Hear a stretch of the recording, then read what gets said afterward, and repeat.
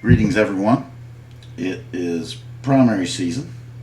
I thought that I would discuss a couple of primaries that happened recently, and primarily Georgia, because I've gotten a lot of comments and people asking about Georgia, which I know a bit about. Uh, and I know quite a bit about Alabama and a little bit less about Texas. But anyway, a couple weeks ago, Georgia had their primary, Democratic and Republican side. And if you've looked at the um, Kalshi markets, which prediction markets they call them, not betting markets, you'll notice that the favorites in the Georgia Senate race, or the favorite in the Georgia Senate race, John Ossoff, and the favorite as of today, but much tighter in the Georgia governor race, is Mayor Bottoms, the former mayor of Atlanta. And people have asked me, why are these two Democrats favored in Georgia? Isn't that a purple state or a light red state with a Republican governor and all kinds of, you know,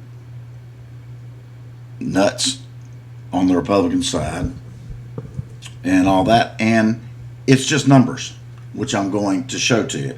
In case you don't understand how Kalshi works, a minus, John Ossoff minus for yes, would indicate he's the favorite. And Keisha Lance Bottoms is less of a favorite.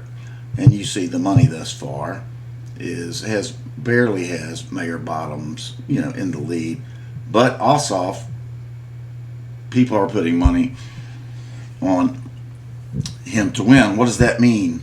So, for example, if you put $10 on John Ossoff to win the Georgia Senate, it'd pay you $12. Why?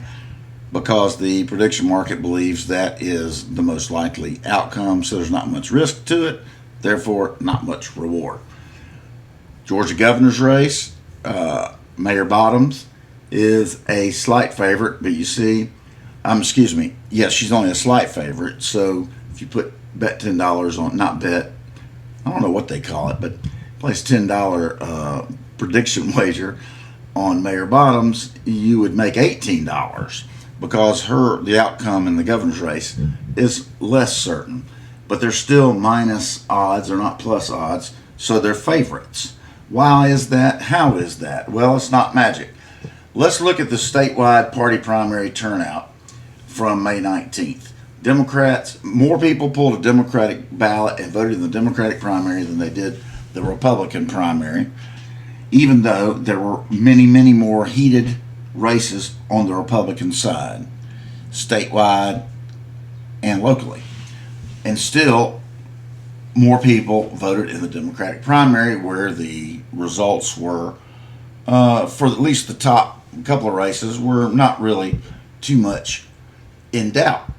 So, looking at another chart, you can see, just further quantifies the earlier page, that more people asked to vote in the Democratic primary than did the Republican primary. Okay? Why is that? Well, there must have been some kind of excitement to vote in the Democratic primary, even though the heated races were on the Republican side. So let's just take a look at Georgia. The top 10 most populous counties are above Macon, are above the NAT line, GNAT. You can Google that if you're not familiar with what that is. You may enjoy a Google machine response to that. But you can see that 9 of the top 10 are in the metro Atlanta area.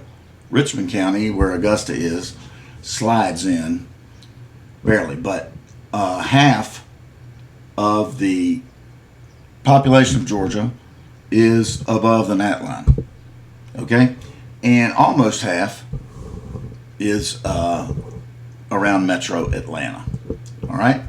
So if we just look at those top 10 counties, you can see that people asking for a Democratic primary ballot swamped people asking for Republican primary ballots in those 10 states wherein half of the Georgia population resides.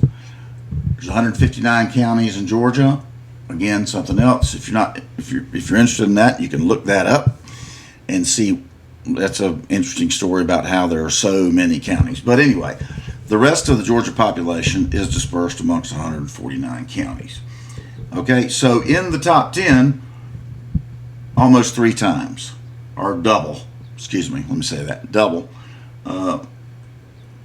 people asking for a Democratic ballot. So now I'm most interested in Cobb and Gwinnett, which are number 2 and 3 by population. Cobb, home of the Atlanta Braves, and Gwinnett, where I once saw the Pretenders and also saw Loretta Lynn. Great shows, both. Why are we interested in Cobb and Gwinnett? Well, we're going to come to that. Let's look at their primary turnout by county. More people asked for, they're very similar. More people voted in the Democratic primary in Cobb and Gwinnett in the May 19th primary than they did on the Republican side. Cobb used to be a hotbed of Republicanism, that's kind of interesting. But so, why are these 2 counties important?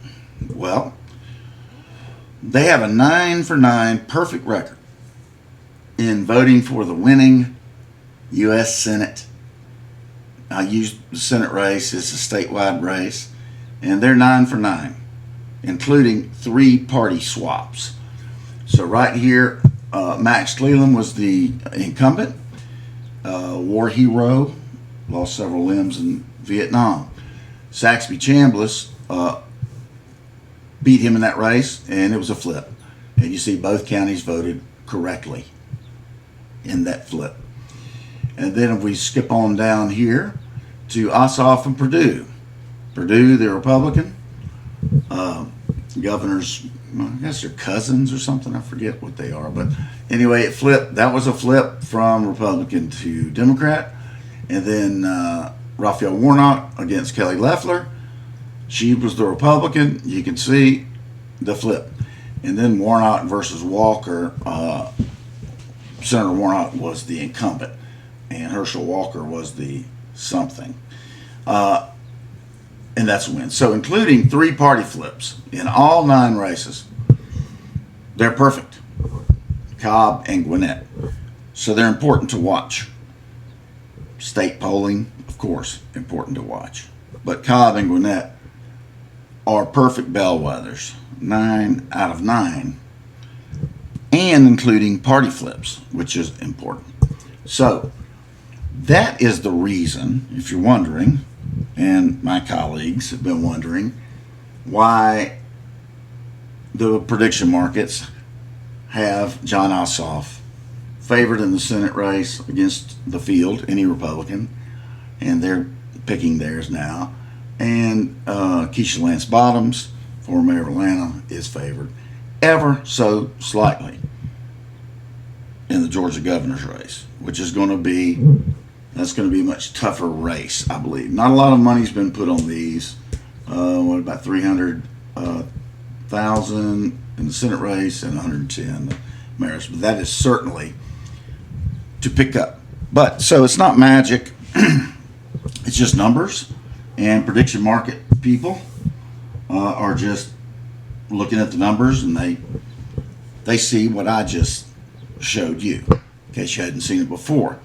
So what happened next door in Alabama? Is there anything we can extrapolate from what happened in Alabama to Georgia? They're 2 different places. The demographics are much different, geography much different. But it is interesting to note that in the recent Alabama primary, there was almost a doubling of people selecting Democratic ballots.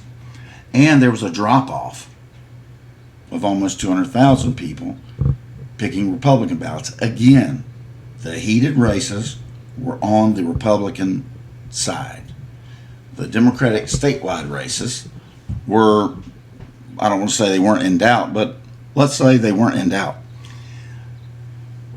Is that excitement to vote? For what reason? Because I assure you this, in Alabama, it is not easy to vote. And a significant uptick in people pulling Democratic ballots, they went to vote. And if you live, I don't know what state you live in where it might be harder, but Alabama has to be in the top 10 most difficult to vote.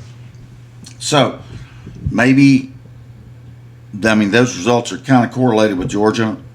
Might be different reasons, might be similar. Let's look at Texas, the one that got all the coverage.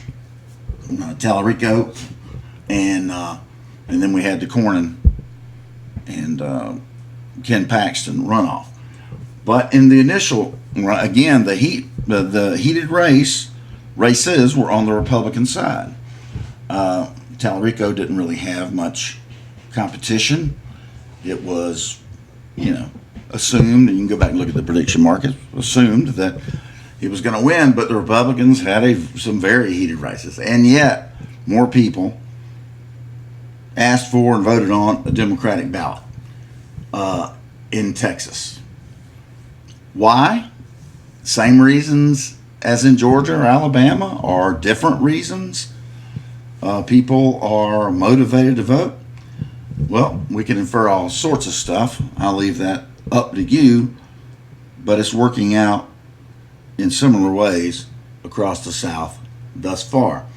Now, if you're interested in Georgia, the musical legacy of Georgia, feel free to check out my All Georgia playlist on Spotify.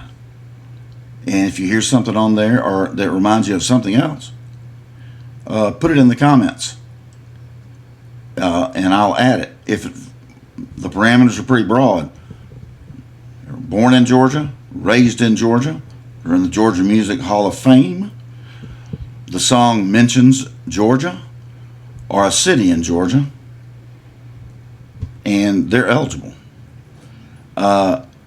Great music out of Georgia. Some bad politics over the years, but always good music. So that's my All Georgia playlist on Spotify. Feel free to scan it and check it out.